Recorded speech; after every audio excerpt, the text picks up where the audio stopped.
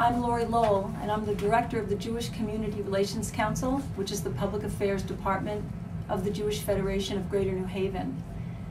I'm very thankful to have this opportunity to speak with you, Senator Dodd, and the students of the Amity Stand have given me to talk with you about the Sudan and about genocide in our world. Senator Dodd, as far back as 2004, you have been a very strong supporter of efforts by people to stop the atrocities in Darfur. In fact, I'm really thrilled to say I have a statement that you made in December 2004 when you were not able to attend a rally in New Haven, and instead you sent us a statement saying that you saw that the situation in Darfur was genocide and that you felt that the United States needed to take a very active leadership role in preventing the atrocities there. Really, you showed at that time that you had a real understanding of what the problems were and that you were willing to take leadership yourself. And I want you to know that the citizens of the state of Connecticut really appreciate that. But we want to hold you to the promise of this statement 5 years ago. We understand that during the last 5 years there have continued to be many, many deaths, unfortunately, in the Darfur region in the Sudan. We know that the peacekeeping forces have not been effective there, and that right now it looks as though the Sudan may again be in a state of civil warfare. We appreciate the fact that just a couple of days ago President Obama renewed the sanctions against the Sudan so that the government of Sudan cannot trade with the United States, and that's an excellent thing, and we're very pleased about that. Also, as you know, the state of Connecticut has divested from countries that do business with the Sudan, and we know that you were a supporter of that effort, and many, many states around the country have also done that, and that's also excellent. But what we're saying today is that it's just not enough.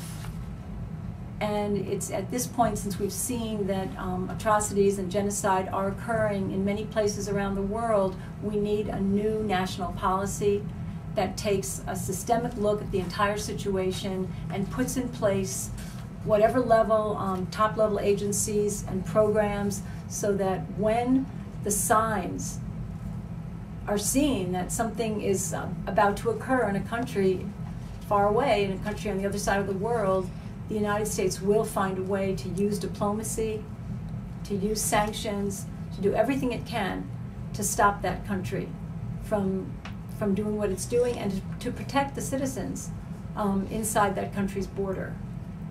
And I just want to remind you also that the United Nations for many years now has said that the international community can intervene in the business of a sovereign state if that sovereign nation is not protecting its citizens from attacks.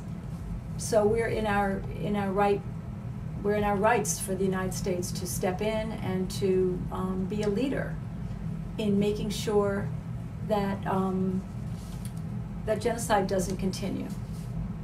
That it doesn't continue today, and that it doesn't continue in the future. So thank you for considering this, and we really look forward to your leadership in the United States, as you've been a leader on so many issues, to continue to be a leader on this. Thank you. I think we've seen in recent history and going back to the last century that once genocide takes hold in a country, it can spiral completely out of control. And we've seen situations where thousands and millions of people are killed within a very short period of time. And unfortunately, unfortunately, the world has looked the other way often.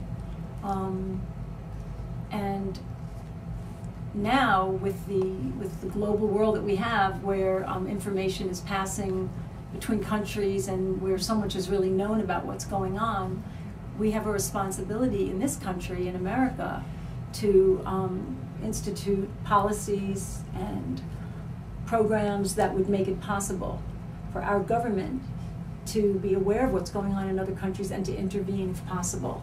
and try to prevent genocide from happening.